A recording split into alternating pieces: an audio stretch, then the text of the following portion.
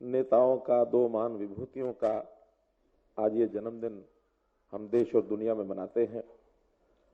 राष्ट्रपिता महात्मा गांधी जी और अपने देश के पूर्व प्रधानमंत्री श्री लाल बहादुर शास्त्री जी, दोनों की अपनी अपनी विशेषताएं उस काल की रही हैं। उस पर बहुत बड़ी बात मैं नहीं कहता। राष्ट्रपिता महात्मा गांधी के बारे में एक ही बात जो हमारे इस कार्य से जुड़ती है,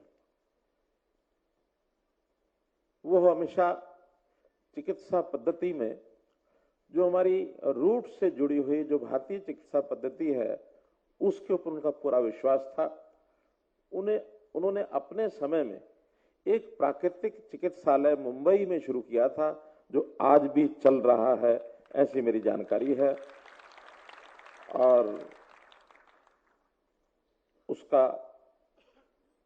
जो स्थान है महाराष्ट्र के उर्ली कांचन में, ये प्राकृतिक चिकित्सालय चलता है। और इसी प्रकार से अगर लाल बहादुर शास्त्री जी के बारे में एक छोटी घटना सुनाकर बात करता हूं, तो कितना उनका सादा जीवन और कितना त्यागमय उनका जो जीवन था। देश की आजादी से पहले जो आंदोलन हुआ, उसमें उनको जेल जाना पड़ा। उस समय के बहुत लोग जो आंदोलन करते थे जेल जाते ही थे। जेल जाने के बाद जो लोग चिंता करते थे उनके परिवारों की, उन्होंने उनके परिवार में ऐसे जितने लोग जेल में जाते थे, उनके परिवार का कुशल क्षेम पूछने जाना, उनका ठीक से गुजारा चले, तो कुछ राशि उनके घर में भिजवाई जाती थी। संस्थागत तौर पर उनके घर में 50 रुपए भेजे जाते थे। किसी सज्जन के जिम्मे लगाया कि 50 रुपए उनके घर दे के आने हैं। उस समय का खर्च इतना ही होता था। और जेल में मिलने के लिए उनकी श्रीमती जी, उनकी पत्नी गई, पूछा उनको, घर में सब ठीक है, गुजारा कैसे चल रहा है? उनकी पत्नी ने कहा कि हाँ, अमुक सज्जन आते हैं, हर महीने 50 रुपए दे जाते हैं। मैं कोशिश करती हूं कि 40 रुपए में काम चल जाए और 10 रुपए बचा के रख लेती हूं ताकि कभी काम आएंगे। सुन ली बात, श्रीमती जी चले गई। कुछ दिन के बाद वो संस्था के लोग जो ये सहायता करते थे, उनमें से कोई मिलने के लिए आ गए। पूछा, सब ठीक ठाक चल रहा है? हमारे यहाँ परिवार में भी मुझे पता है सब ठीक ठाक चल रहा है, लेकिन एक मेरा निवेदन है आपसे कि मेरे घर में अगले महीने से 50 रुपए नहीं 40 रुपए दे के आना, क्योंकि मेरे घर का गुजारा 40 रुपए में चल जाता है। ऐसी सादगी, बहुत किस्से कहानियां ऐसे लोगों के हैं। और भारतीय मिट्टी के साथ कैसे जुड़े हुए थे। काल के ग्रास ने जल्दी लाल बहादुर शास्त्री जी को हमसे छीन लिया। अगर थोड़ा लंबा समय चल जाते तो इतने वर्षों तक भारतीयता की जो इंतजार करनी पड़ी, शायद न करनी पड़ती। जल्दी भारतीयता के रंग में हम जल्दी ओतप्रोत हो सकते थे। लेकिन काल के ग्रास ने उनके प्रधानमंत्री काल में मात्र शायद 16-17 महीने बाद ही हमको हमारे से छीन लिया था। खैर, आज का ये अवसर ऐसे दोनों विभूतियों को याद करते हुए उनको मैं हरियाणा की जनता की ओर से श्रद्धांजलि अर्पित करता हूं। आज पंचकुला में हम योग को लेकर के जिस प्रकार का ये कार्यक्रम कर रहे हैं, मुझे लगता है कि शायद पहली बार इस प्रकार का इतने लंबे समय का ये योग के ऊपर कार्यक्रम हो रहा होगा। क्यों, ऐसे ही है ना? इस अवसर पर बड़ी खुशी की बात है कि हमारे बीच में मेयर पंचकुला श्री कुलभूषण गोयल जी, हमारे एसीएस ग्राम विकास विभाग के Shri Anil Malik ji, vice chancellor Ayush university में अभी पिछले दिनों में नियुक्ति हुई है श्री करतार सिंह धीमान जी, श्री जयदीप आर्य जो हरियाणा के हमने योग आयोग इसके आप चेयरमैन हैं। इस योग आयोग के माध्यम से ही सब चीजें आगे बढ़ रही हैं, अच्छे प्रकार से बढ़ रही हैं। साथ ही मेरे साथ अतिरिक्त प्रधान सचिव इस नाते से काम कर रहे हैं श्री अमित अग्रवाल जी, आयुष के हमारे director general doctor Saket Kumar जी,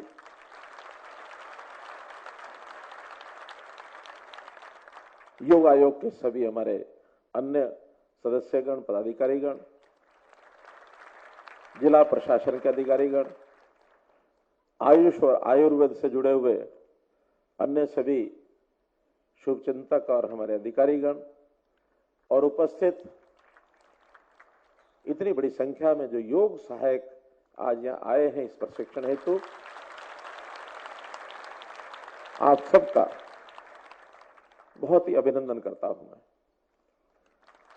मुझे जानकारी दी गई है कि इससे पहले 3 सत्र और हो चुके हैं भोजन से पहले, और तीनों सत्रों में आपको बहुत ही सारगर्भित तरीके से जो भी इस विषय के ज्ञाता हैं, एक्सपर्ट हैं, उन्होंने अपने अपने तरीके से योग क्या है, योग के क्या क्या महत्व हैं, योग कितना प्राचीन पद्धति हमारे समाज के अंदर, और कैसे आज इस योग को इस स्थान पर लेकर के आए हैं, योग का चिकित्सा पद्धति में कितना उपयोग है और हमको आगे कैसे बढ़ना है।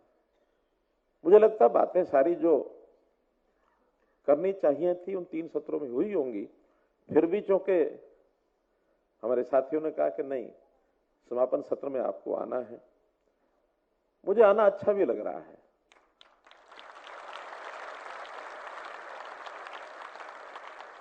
क्योंकि ये विषय मेरे दिल के बहुत करीब है। अंग्रेजी में कहते हैं ना, close to the heart, close to the heart. वैसे इसकी भूमिका में तो अगर मैं प्रधानमंत्री जी का नाम लूं, बाबा रामदेव जी का नाम लूं, तो शायद अतिशयोक्ति नहीं होगी। प्रधानमंत्री जी ने योग विषय को अंतर्राष्ट्रीय ख्याति दिलवाई और बाबा रामदेव जी ने अभी तक योग को संत सन्यासियों के आश्रमों में, पहाड़ों में, या बहुत ही साधक जो थे योग के अपने अपने हिसाब से करते थे, अच्छी पद्धति होने के बाद भी मैदान में नहीं आए थे। बाबा रामदेव जी ने मैदान में लाके खड़ी कर दी, घर घर के अंदर योग पहुंचाया है।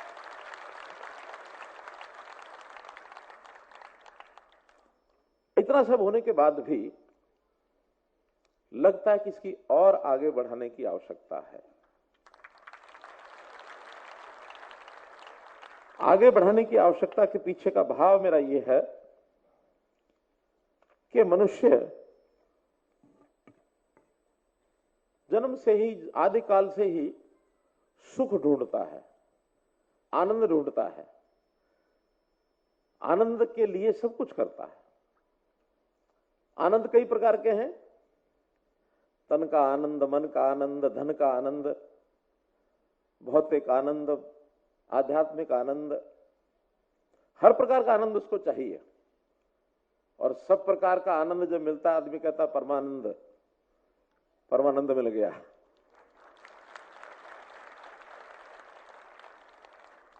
अब इसमें से एक हिस्सा ऐसा है जिसके साथ हम सीधे जुड़े हुए हैं।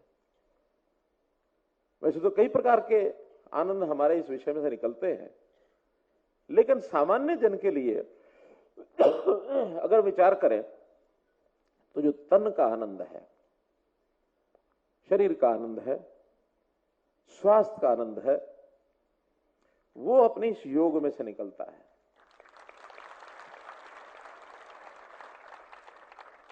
हमारा शरीर लगातार अपनी क्रिया करते हुए लंबा जीवन जीने का अवसर सब लोगों को, जितनों को भी मिलता है, बहुत लंबा जीवन मिलता है, 100-100 साल, 120 साल तक भी लोग। आज भी हरियाणा में लगभग 500-600 लोग ऐसे हैं जो 108 साल, 109 साल, 110 साल इस आयु के भी हैं। उतनी लंबी आयु प्राप्त करने के लिए उन्होंने बचपन से ही जरूर ध्यान रखा होगा, तब यहां तक पहुंचे हैं। दो हिस्से अगर इसमें करें, एक है कि हम स्वस्थ रहते हैं और एक है कि स्वस्थ बनते हैं। लाइन बहुत, मतलब शब्द एक छोटा ही है लेकिन बहुत बारीक लाइन है। स्वस्थ रहना और स्वस्थ बनना। स्वस्थ रहना तो प्रारंभ से ही हम जब तक स्वस्थ हैं, लेकिन जिस दिन अस्वस्थ हो जाएं उसके बाद फिर स्वस्थ बनने की ओर चल पड़ते हैं कि अब अस्वस्थ हो गए, स्वस्थ बनो। स्वस्थ रहने में एक अलग विद्या काम आती है, स्वस्थ बनने में एक अलग विद्या काम आती है। जब तक बीमार नहीं होते हम स्वस्थ रहते हैं, बीमार होने के बाद स्वस्थ बनने के लिए हमको उस बीमारी का इलाज कराना पड़ता है।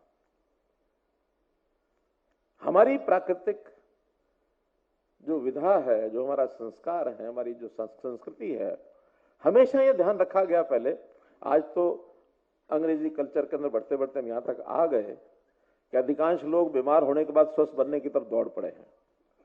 लेकिन पहले स्वस्थ रहने के लिए सारा जोर लगाया जाता था।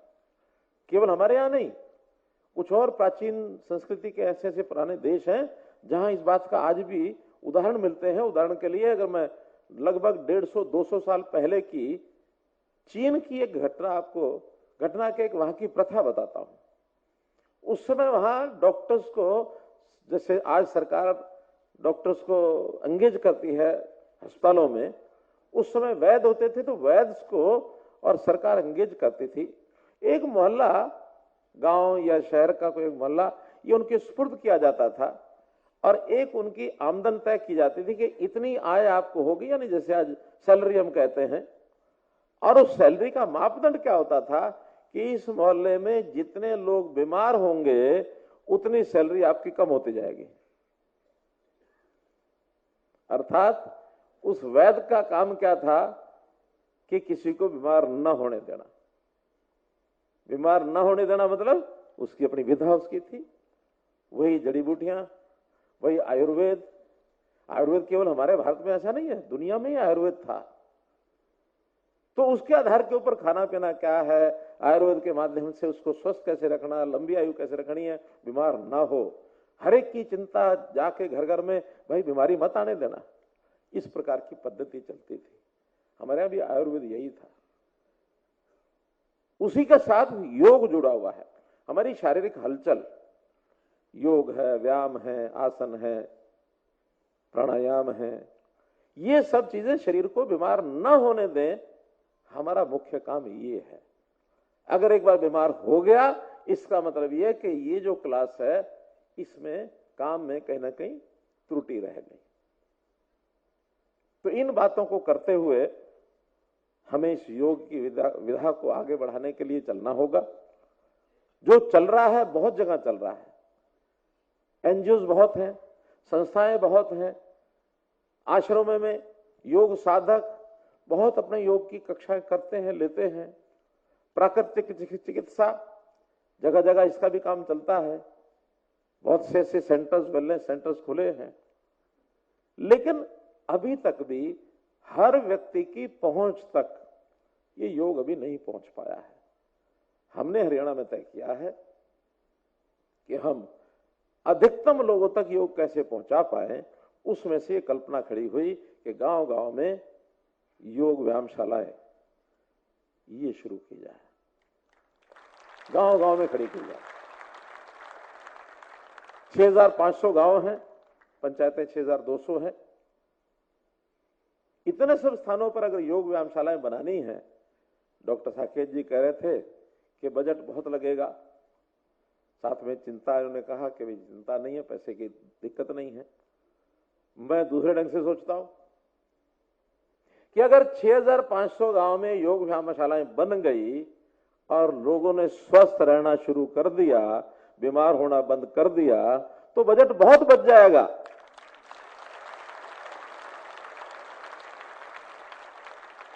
आज कितना बजट हमारे चिकित्सा और मेडिकल एजुकेशन पर लगता है, कुल किसी को आंकड़ा पता हो तो बताओ।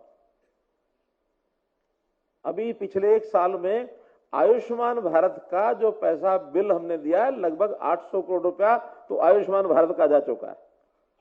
अस्पताल चलाने के जो खर्चे हो रहे हैं वो अलग हो रहे हैं, दवाइयां वो अलग हो रही हैं, मेडिकल कॉलेज अलग खुल रहे हैं। एक एक मेडिकल कॉलेज खोलने में 1000-1200 करोड़ रुपया खर्च होता है और हर मेडिकल कॉलेज को चलाने में हर साल सैकड़ों करोड़ रुपया खर्च होता है।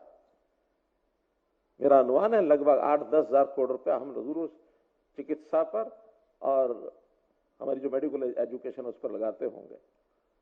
तो अगर 10,000 करोड़ में से आधा बचा लें तो ये तो 2600 करोड़ की बात है, 1/4 लगेगा, बाकी सब बचेगा।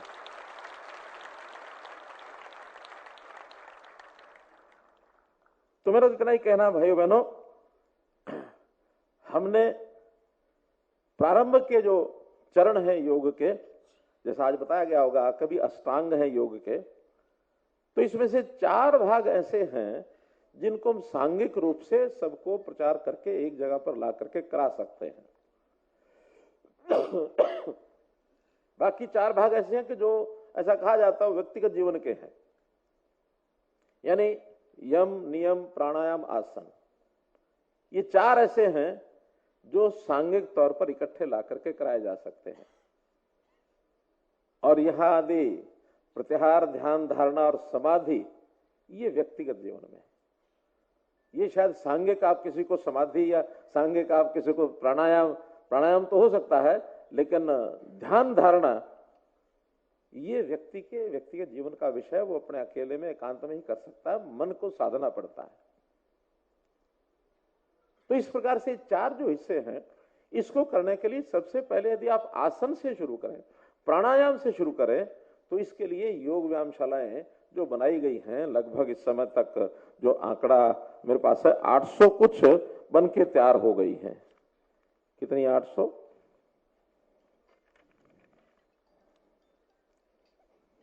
व्यायामशालाएं कितनी बनी अभी? 880 व्यायामशालाएं ऐसी बन चुकी हैं। अब इन 882 मेरे पास आंकड़ा आया है। हमने इनका पहले 1000 की घोषणा की थी कि 1000 बनाएंगे और अगले चरण में 1000 और बनाएंगे। 2000 का तो पाइपलाइन में है। हमारा जो रूरल डेवलपमेंट ग्रामीण विकास विभाग है, एसीएस अपने मलिक जी बैठे हैं, तो इन्होंने वो जिम्मेवारी ली है कि हम इनको एक एक गांव में बना करके आगे बढ़ाएंगे और हरेक में एक योग सहायक ये लगाएंगे। 882 योग सहायक हैं। अभी व्यायामशालाएं 714 और 513 जो हैं अभी निर्माणाधीन हैं, ऐसे कुल मिला के 1227 हैं। तो इन सबको जो बनती जाएंगी, इसको हमारा जो आयुष विभाग है उसको टेक ओवर करता जाएगा, उन सबको टेक ओवर करेंगे और टेक ओवर करने के बाद मुख्य जिम्मेवारी उसके बाद योग सहायक की ही रहेगी। योग सहायक देखेगा कि मेरी ये योग व्यायामशाला ये ठीक है कि नहीं है, इसकी कहीं दीवार तो नहीं गिर गई है, इसका शेड में कहीं पानी तो नहीं आता है, इसका फर्श तो नहीं टूट गया है, इसमें जो कुछ छोटे मोटे निर्माण की बात है वो चिंता योग सहायक को ही करनी है। व्यायाम यानी ग्रामीण विकास मंत्रालय ने तो अपना बना करके दे दी आपको, अब आप मालिक हैं। जब आप मालिक हैं तो अभी तक शायद आपकी चिंता ये नहीं होगी, लेकिन मैं आज आपकी जिम्मेदारी लगाता हूं कि हर एक को जो हमारा योग सहायक है, इसको अगर जिनको योगशालाएं संभाल दी गई हैं उसको डेडिकेट कर दी गई हैं, ठीक है।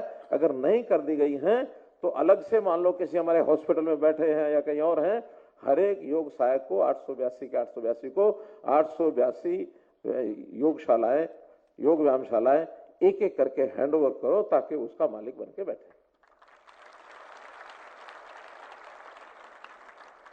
और उसको फिर हर महीने वो एक रिपोर्ट तैयार करें। रिपोर्ट तैयार करने में कि उसकी क्या स्थिति है, कहीं कोई कमी है तो वो लिखे और सब मिलकर के जो हमने जिलों में अभी कोऑर्डिनेटर जिनकी घोषणा की है 22 कोऑर्डिनेटर की, उनको सुपुर्द करें एक निश्चित तिथि में और इन कोऑर्डिनेटर के साथ अगले चरण में 22 के 22 जिलों में योग कोच भी लगाने वाले हैं। योग सिखाने के लिए योग कोच भी हमारे ऊपर रहेगा, उसका लेवल हमसे ऊपर होगा। कोई भी नई चीज है वो हमको बताएगा, कोई हमें शंका वो हमको सिखाएगा, बताएगा। और हर महीने की 21 तारीख को, क्योंकि जून 21 वर्ष का एक दिन है, लेकिन 21 तारीख को हर महीने आएगी, हर महीने की 21 तारीख को जिले के सभी योग सहायक जो हमारे कोऑर्डिनेटर हैं, ये उनको अपने स्थान पर बुलाएंगे। उसी दिन वो रिपोर्ट उनको संभालेंगे, देंगे, ताकि जिले की जितनी भी योगशालाएं हैं उनकी रिपोर्ट एक स्थान पर आ जाए। और जब योग कोच आ जाएंगे तो योग कोच उनकी और भी कोई ट्रेनिंग करानी है उस दिन, प्रतिदिन तो हम ट्रेनिंग कराएंगे जो हमारे पास योग साधक आए हैं उनकी, लेकिन हमारी सबकी ट्रेनिंग भी योग कोच है वो कराएगा। कोई नई बात सिखानी है, कोई नया विधि विधान है, कोई नया प्रोटोकॉल आ गया है, हमारी कोई कठिनाई है, क्योंकि सीखने सिखाने वालों का जो संबंध आता है बहुत सी कठिनाइयां आती हैं। एक बार एक ड्रिल का जो शिक्षक था वो अपने सामने विद्यार्थियों को, विद्यार्थी क्या समाज के नागरिक जो थे उनको ड्रिल सिखा रहा था, और उस ड्रिल में उसने सिखाना था ये कदम ताल। कदम ताल होती है ना, बायां दाया बायां दाया। अब वो कदम ताल सिखा रहा था। एक नागरिक ऐसा था वो कितना ही कोशिश करने के बाद सीख नहीं पाया, बड़ा परेशान। सिखाने वाला शिक्षक भी, वो कहते क्या करूं मैं इसका, सीख ही नहीं पाता। तो हमारे वो जो शिक्षक थे उनके ऊपर जो उनका कोच था उन शिक्षक का, वो एक दिन भ्रमण करते हुए वहां पहुंचे। उन्होंने कहा कि भी क्या बात है, वो जो एक नागरिक है वो सीख नहीं पा रहा है, उनकी ट्रेनिंग कराई जा रही थी कि साहब बहुत कोशिश की है लेकिन इसके दिमाग में नहीं आता कब दायां पैर रखना है कब बायां पैर रखना है, ये उलट पुलट करता रहता है। मैं अच्छा हट जाओ साइड में। उसको बुलाया, इधर आओ भाई। बुला लिया कि तुम भूल क्यों जाते हो, कि मुझे याद ही नहीं रहता कि दायां पैर कब रखूं और बायां पैर कब रखूं, मेरा तो दिमाग उसमें करता रहता है, ये दायां बायां 1 2 करते रहता है। क्लच है क्या करते हो, क्लच में ड्राइवर हूं। अच्छा बहुत बढ़िया, फिर तो 1 मिनट में सीखोगे। अगर मैं कहूं क्लच तो अपना बायां पैर उठा देना, और मैं कहूं ब्रेक तो दायां पैर उठा देना, हो जाओ सामने। Clutch brake clutch brake clutch brake सीख गया। तो साइकोलॉजी है, मानस पढ़ना पड़ता है, किसको कैसे सिखाया जाए। सिखाना अपने आप में कोई आसान काम नहीं है, इसके लिए भी दिमाग बहुत लगाना पड़ता है। इसलिए आप खुद सीखो, उनको सिखाओ, आपकी कमी रह जाए तो आपका कोच सिखाए, और लगातार ये चीज नीचे तक चलती रहे। अभी तक हरियाणा में हम इसको इस ऑर्गेनाइजेशनल सेटअप में, यानी स्ट्रक्चर्ड वे में जिसको कहना चाहिए, संस्थागत रूप में हम लेके नहीं आए थे। अब इसको संस्थागत रूप में लेके आए हैं, और संस्थागत रूप में लाने के बाद इस काम को तेजी से आगे बढ़ाना है। और फिर कितने लोग हमारे योग साधक बन के हमारे पास आ रहे हैं, इनका भी हिसाब रखना है। और कुछ जमाना था हिसाब कोई पूछे पूछे ना पूछे ना पूछे, जिसको जो बता दिया सब मान लिया। आज ऐसा नहीं है। टेक्नोलॉजी से जो योग साधक आएंगे, मैंने भी कहा है साकेत जी को कि बायोमेट्रिक्स की एक मशीन दे दो सबको, जो आएगा अपना बायोमेट्रिक अटेंडेंस लगाएगा डेली। आए कितने आपके पास, आप तो यहां से खुश होकर चले गए, लेकिन उस गांव में योगशाला में शेड के नीचे कितने लोगों को योग करा रहे हो आप? सुबह कितनों कराते हो, शाम को कितने के कराते हो? बहुत ज्यादा फंस तो नहीं जाओगे ना इसमें? अकाउंटेबिलिटी होनी चाहिए ना। और जिस दिन ये व्यवस्था बन गई, कौन सी, बायोमेट्रिक मशीन की, उस दिन बायोमेट्रिक्स मशीन भी आपको दे देंगे और साथ में एक मोबाइल भी दे देंगे।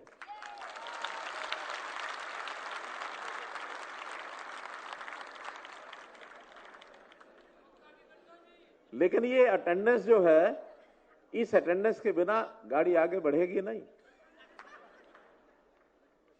और उसके लिए आपको थोड़ा सावधान भी होना पड़ेगा। उसी अटेंडेंस के साथ और योग की क्वालिटी के साथ कभी महीने में 2 महीने में उन सब लोगों का प्रदर्शन भी होगा जिनको आप योग सिखाते हैं, क्या सीखे उस प्रदर्शन में, और उनकी अटेंडेंस के हिसाब से आपके यहां मार्किंग भी की जाएगी। मार्किंग किसकी? योग साधक की नहीं, योग सहायक की।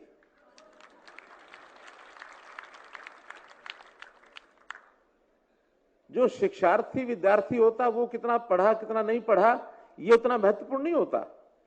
महत्वपूर्ण होता है पढ़ाने वाले ने क्या पढ़ाया। पढ़ाने वाला अच्छा पढ़ाने वाला तो पढ़ने वाले सब पढ़ जाते हैं, भगवान ने सबको अच्छी बुद्धि दी है। और पढ़ाने वाला कमजोर है, उसको अपनी टेक्निक नहीं आई, तो फिर एक अध्यापिका स्कूल में पढ़ा रही थी, GIRL बोलो गिरल, ओ इंस्पेक्टर पहुंचा क्या पढ़ा रही हो। तो खैर कहानी दूसरी है कि उस मैडम की कोई तकलीफ थी, तो उन्होंने कहा मेरी तकलीफ जब तक दूर नहीं होगी तब तक गिरल पढ़ाऊंगी, फिर बाद में गर्ल पढ़ाना शुरू कर दूंगी।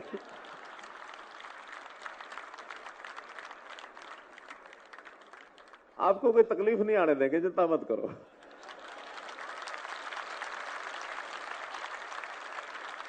लेकिन काम अच्छा करना है, और अच्छा करने में आपकी रैंकिंग भी होगी जिले में। जिले में साल में एक बार फर्स्ट सेकंड थर्ड ये भी ग्रेडिंग निकाली जाएगी। आप में फर्स्ट कौन आया, सेकंड कौन आया, थर्ड कौन आया।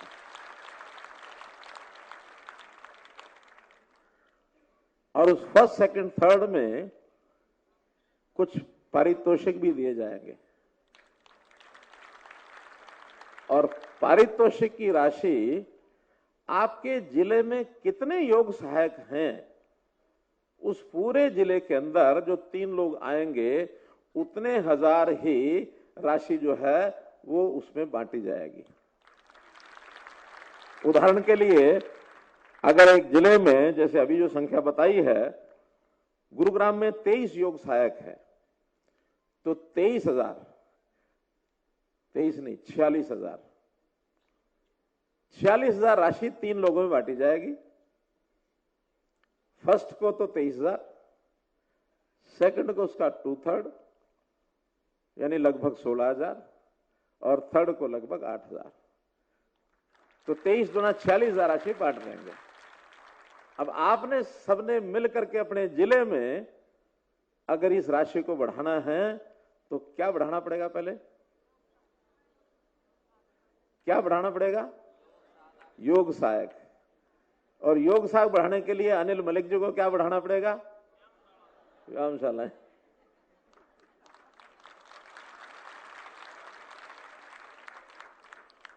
तो इसलिए ये अंग्रेजी में कहते हैं विन विन सिचुएशन है कि आप लोगों को अपने आप को आगे बढ़ाना है तो फिर योग सहायकों की संख्या बढ़े।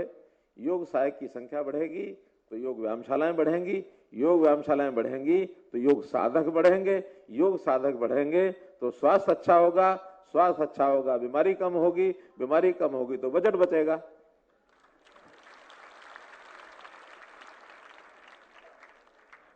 और हां, 10% योग सहायक जो लास्ट में रह जाएंगे सबसे नीचे, अब हंसने से मतलब आप समझ गए होंगे, या जिनके अंक 33% से कम आएंगे, क्योंकि उस रैंकिंग में अंक भी दिए जाएंगे, 33% से कम आएंगे। हंसे तो आप इसलिए उनको हटा दिया जाएगा, लेकिन हटाएंगे नहीं।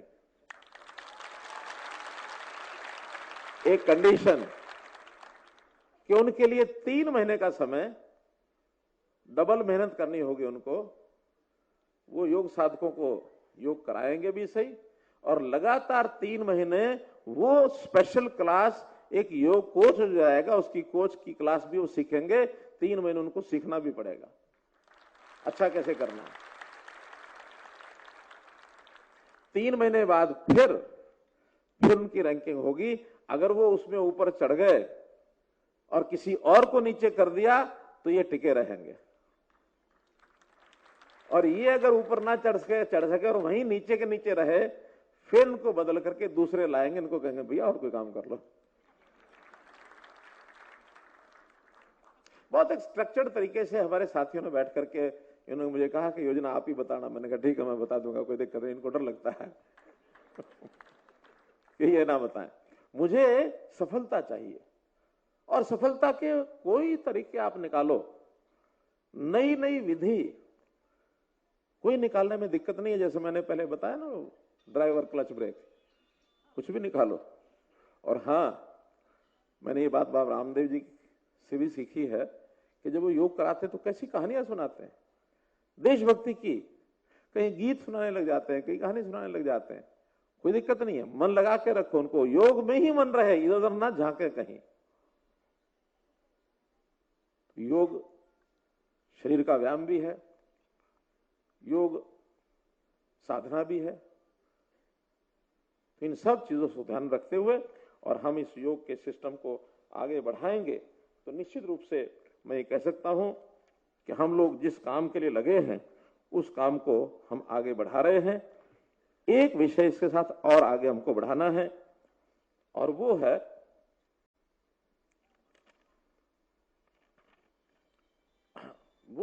Wellness centres. हम शायद नहीं बढ़ाएंगे, लेकिन और जो साथी हमारे आयुर्वेद के, आयुष के हैं, वो इस विषय पर काम करेंगे। लेकिन होगा एक समन्वय ही। जिस स्थान पर हमारी योग व्यायामशालाएं हैं, वहीं पर एक उस गांव के हिसाब से कितना बढ़ाना, 3 कमरे, 4 कमरे, 2 कमरे, जितने भी होंगे, वहां एक वेलनेस सेंटर बनेगा। वेलनेस सेंटर तो अभी भी बनाए गए हैं, लेकिन थोड़ी सी कल्पना का अंतर है। जो वेलनेस सेंटर का आइडिया ये कंसीव किया गया था, इसमें जो विचार आया था शुरू में, वो वही आया था जो मैंने प्रारंभ में भूमिका रखी है कि व्यक्ति बीमार ना हो। वेलनेस सेंटर में ये नहीं है कि एलोपैथी की बजाय आयुर्वेद का इलाज हो जाएगा तो वेलनेस सेंटर हो गया।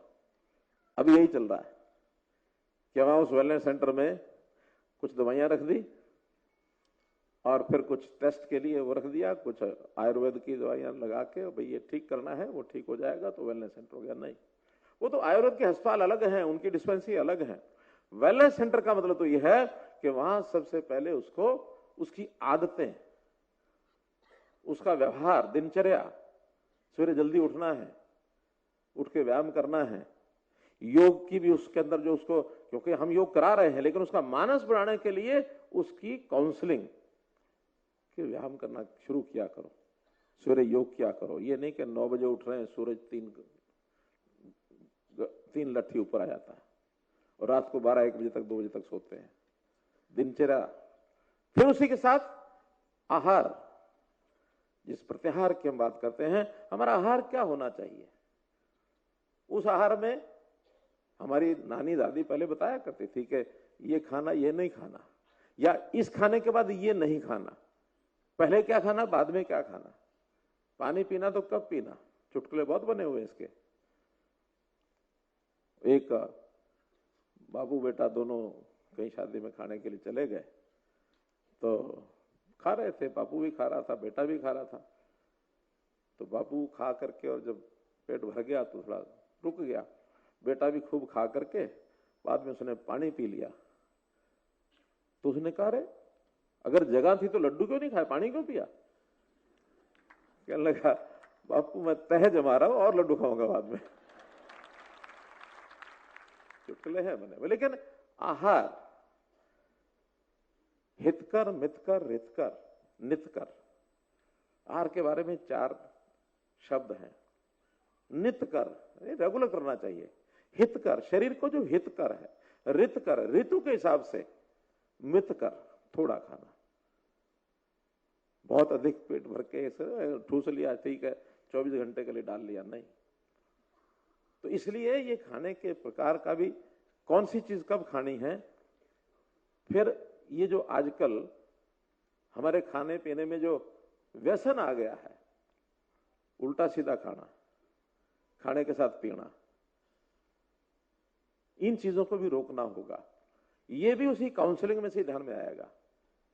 व्यक्ति को छोटी मोटी तकलीफ है, उसको पूछना पड़ेगा भी खाने पीने में क्या है, तुम्हारा आदतें क्या है, छुप छुप के बीड़ी पीता है, फेफड़ा खराब हो गए, शाम के समय दोस्तों में बैठ करके पीने की आदत लग गई, स्वास्थ्य खराब होगा ही। अभी हमने एक हरियाणा ड्रग फ्री नशा मुक्त हरियाणा साइक्लोथॉन एक चलाई पूरे प्रदेश में। आप लोगों ने वो साइक्लोथॉन किस किस ने देखी है? सबने देखी। किस किस ने उसमें हिस्सा लिया? बहुत अच्छा।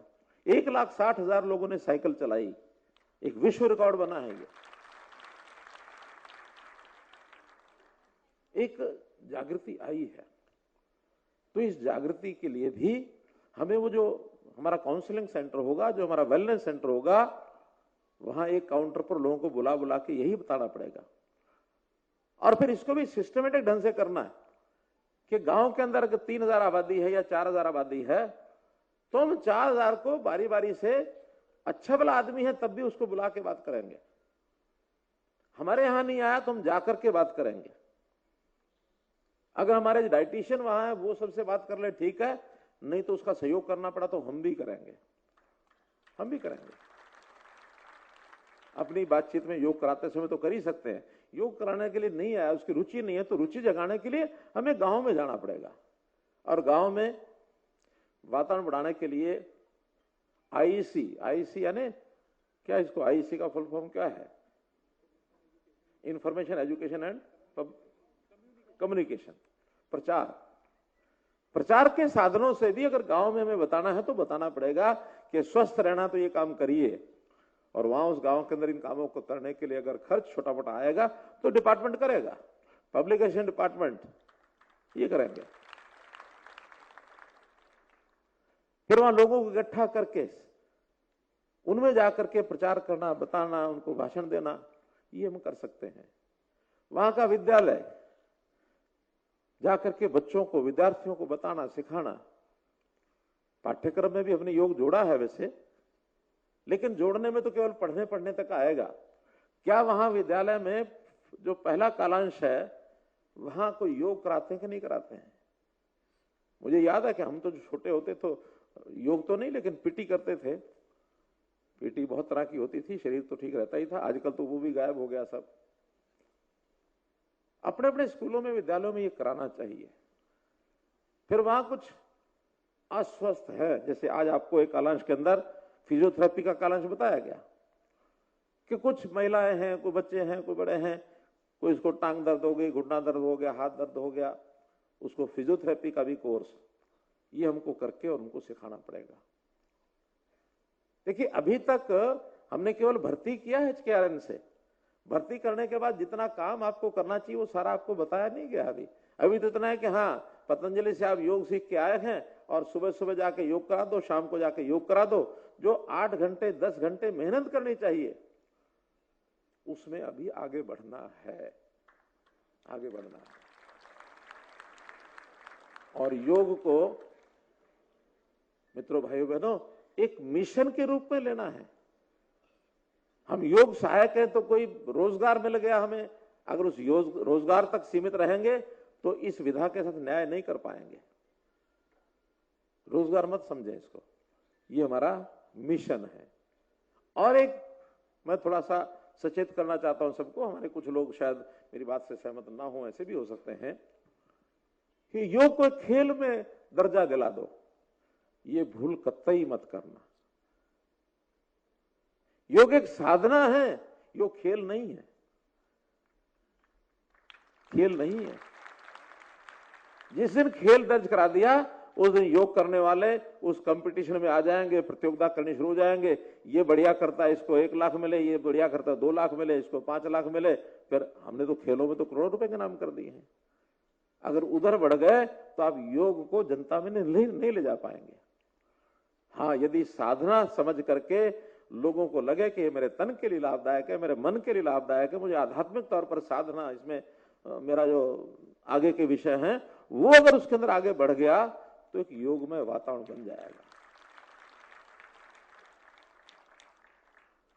तो मित्रों, भाई बहनों, कहने करने के लिए बहुत कुछ है, लेकिन जितना कहा है मैं समझता हूं कि इतना भी अगर हमारे ध्यान में आ जाए तो इसको निश्चित रूप से एक जीरो कॉस्ट पद्धति जो होती है हमारे शरीर के स्वास्थ्य के लाभ की, तो उस जीरो कॉस्ट पद्धति के ऊपर हम आगे बढ़ेंगे तो निश्चित रूप से आज का ये सेमिनार आपके काम आएगा। लेकिन फिर भी मेरे मन में एक और बात आ रही है कि अभी तक तो सुबह से वन वे ट्रैफिक चला है। पहला भाषण हुआ, फिर दूसरा हुआ, फिर तीसरा हुआ, अब चौथा हो गया। बीच में साकेत जी भी अपना हाथ मार गए। मैं चाहूंगा कि आपका कुछ सुझाव, मूल्यवान सुझाव, या आपका कोई प्रश्न, एक बैन है, मेरा क्या होगा, समझ गए? मेरा क्या होगा उसको छोड़कर सबका क्या होगा, जनता का क्या होगा, जो मिशन हमारा है उसको पूरा करने के लिए हमको कैसे आगे बढ़ना है, कोई कठिनाई है, कोई सुझाव है, कोई प्रश्न है, अगर 10-15 मिनट वो करेंगे तो उसका स्वागत है, मैं बैठ के उसका जवाब दूंगा।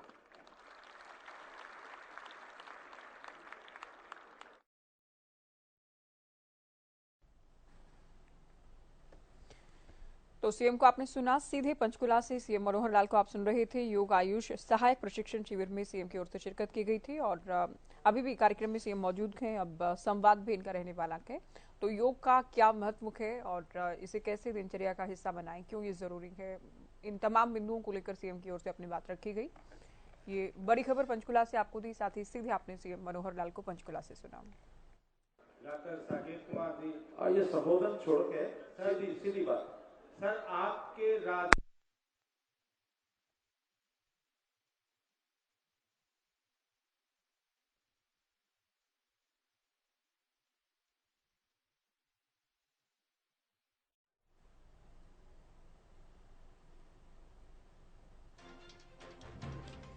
तो पंचकुला की तस्वीरें आप देख रहे हैं, इंद्रधनुष सभागार की तस्वीरें।